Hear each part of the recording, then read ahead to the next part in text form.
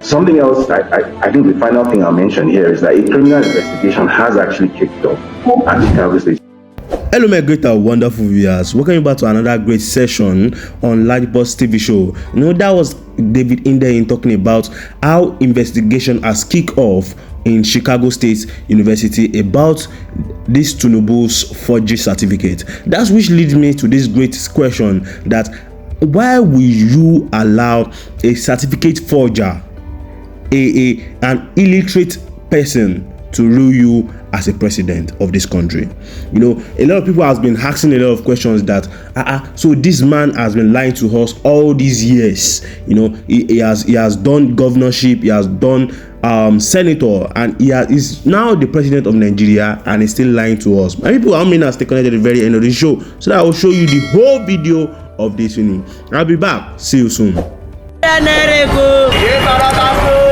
Welcome to LAJUPOG TV show. The whole of crime scene It's happening in the street again. the center of political news, celebrity gossip, religious gossip, and happenings in the society. Join us, the voice of Africa.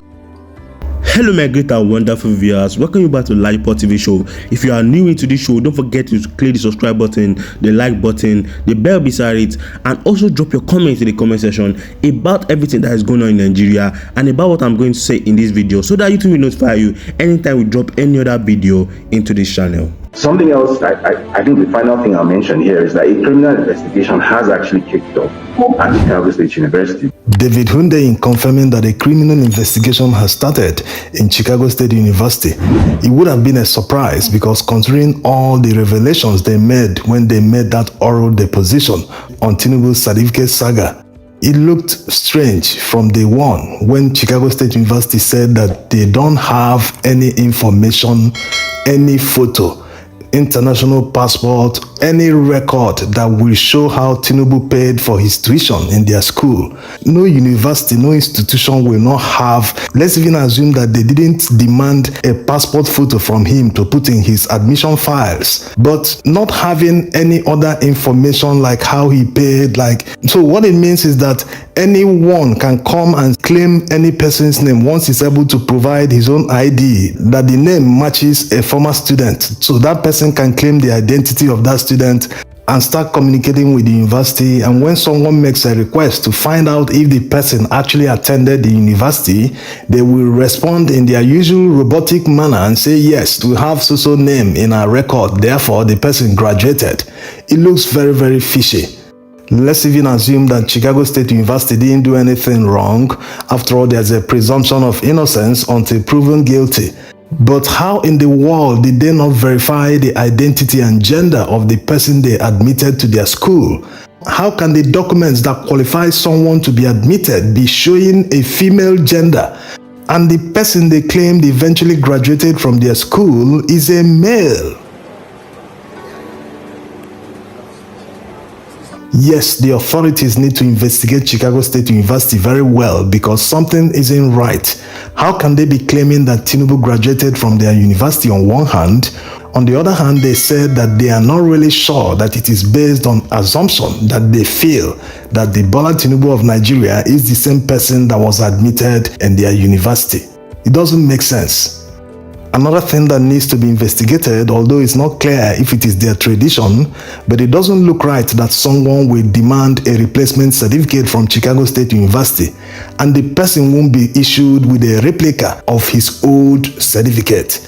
Yes, that's the way it's supposed to be. Someone that graduated in 1979 should not be in a possession of a certificate that wasn't issued in 1979. The certificate doesn't need to be original.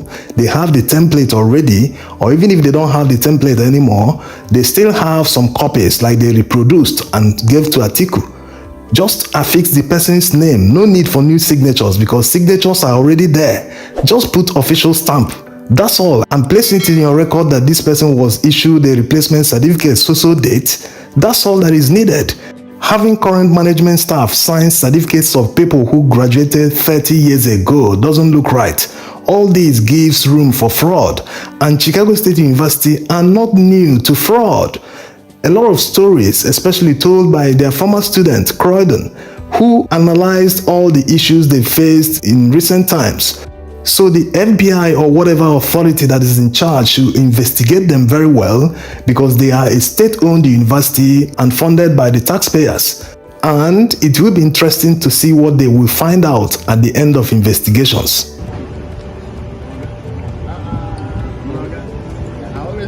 Now, many people might be saying, why are we always talking about Tinubu's certificate forgery? Is there nothing else we can talk about? The truth is, if we weren't talking about it, the narratives wouldn't have changed. They've gone from he didn't forge it, he got it from Chicago State University.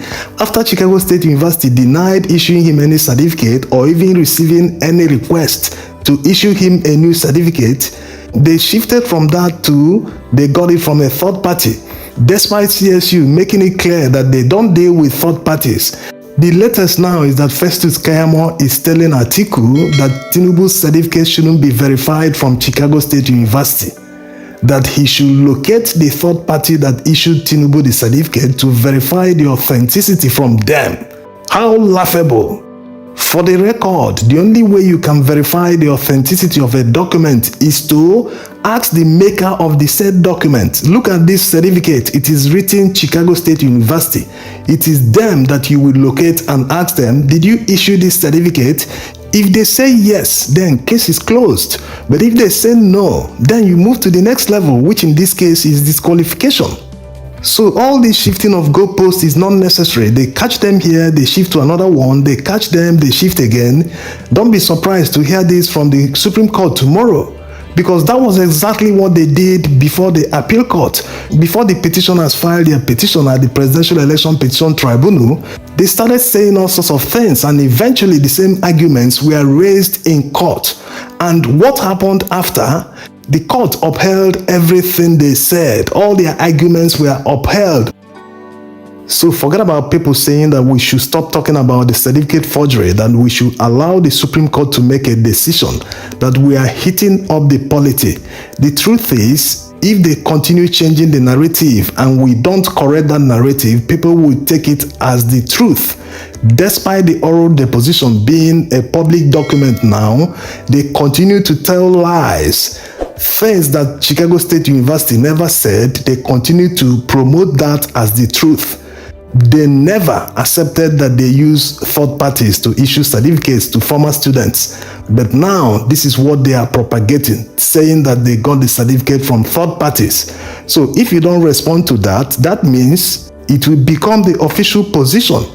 Because many people are not aware of how to get this information. They don't even know what was released and what was not released. Besides, whenever people are told to stop hitting up the polity, it's just another way of telling them to stop criticizing the people in power. As simple as that. And you all know that we'll move into full dictatorship once we stop criticizing people in power.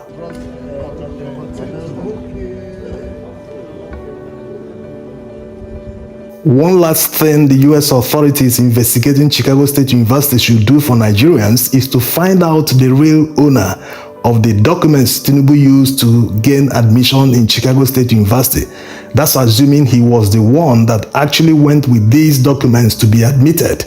They can start from Richard Daley College, because definitely he himself didn't attend that college. They can use the information released by Chicago State University to approach that college, if they are still there, to verify the identity of the person. They can also start with the social security number that is written on the records. If they find that person, it's most likely the person no longer goes by Bola Tinubu. It looks like the person goes with the full name instead of the shortened version, which is Abim Bola. Yes, if they do this, Nigerians will be forever grateful to them. It is not the fault of anyone that he decided to run for president. And once someone decides to come out for such a position, the person must be aware that people must dig for information about him, especially someone that you can't find his information beyond 1970. Yes, there's no information about the person called Bola A. Tinubu in Nigeria. You can't find them. You can't find any schoolmate. All the schools he claimed he attended, primary school, secondary school, were all debunked. He was never there. Companies he worked for, he claimed he worked for Deloitte, claiming he earned about $1.8 million. No one knew that these were narcotics proceeds, which he eventually forfeited some of them to the US government. There's nothing wrong in changing someone's name. It's completely legal. But the problem arises when that person takes up another person's identity. And you already know the reason for taking up someone's identity. There's something to be gained. Otherwise, the person would have just taken up new names, swear affidavit to the effect that he is still the same person but now going under new names. This is quite different from someone taking up someone's identity because it means the old identity is lost. You can't trace it anymore, you can't find it. So, two things I gained here. The old identity must have committed something that he doesn't want people to know. So he dropped that identity completely. The new one he took up, he stands to gain something. In reality, he's not the person he took up his identity, and he wants to gain that person's fame or whatever. The most important thing is that he wants to gain something from taking someone's identity. So we keep hoping that their investigations will unravel many new things we never knew. And remember that this month of October, the FBI will release many files, many pages contained in their files about Tinubu. They promise to release about 2,500 pages. Every month, they will release them in stages, 500 per month. So tighten your seatbelts. It's going to be a rough ride for people who have something to hide. Thanks for staying connected to the very end of this video, my great and wonderful viewers. You know, I said it in my previous video that you don't need a priest or a sorcerer or a magician to see that this man called Bola Tinubu is full of lies. Every single evidence that has been placed in front of court against him are all true. Because see, look at it. This man doesn't have a nursery school certificate, a primary school certificate, a secondary school certificate, university certificate, and is claiming that he went to Chicago State University. How did you jump from a baby? How did you jump? You didn't go to any other schools. You didn't go to the secondary school. You didn't go to the tertiary institution. You didn't go to nursery schools. You didn't go to primary school, and you jumped and you became a student of Chicago State University. Is that possible? Think about it. You know, when people come out and they start challenging we reporters that we keep on saying nonsense that doesn't have meaning. You know, we come out and tell them the truth. This is the truth in front of us. The tribunal saw it. The Presidential Petition Tribunal, they saw this, but they declined the Constitution. They declined Nigeria of their right. They bend the Constitution to their own wills. And I'm saying and I'm wishing that the Supreme Court won't do that. I'm hoping that the Supreme Court won't bend the Constitution for their own will. Just as an obedience, just come out and see what this man is doing. Think about it. Write it in the comment section. What do you think this man is up to? Because everything that I've been saying on social media about Tinubu, that people are saying this man is a good man, this man is this man is this, is totally wrong. It's totally wrong. All evidence is against him. So we Nigerians, we are not just doing this because we hate him. I don't hate him. I'm a Yoruba man. Bola Tinubu is a Yoruba man. So I'm not going against my fellow tribal union. But I'm just going for the truth that will save Nigeria. See what is going on in Israel and Gaza now. The truth, if the truth is being told, and everybody will be saved. My people, stay connected. Always stay connected to the LAJUPOG TV show. And if you have not clicked the subscribe button, click the subscribe button, the like button, and drop your comment in the comment section about the show. See you in my next video. God bless you. God bless Nigeria. Thank you for staying connected to LAJUPOG TV show. Leave the message up and leave less than impact you.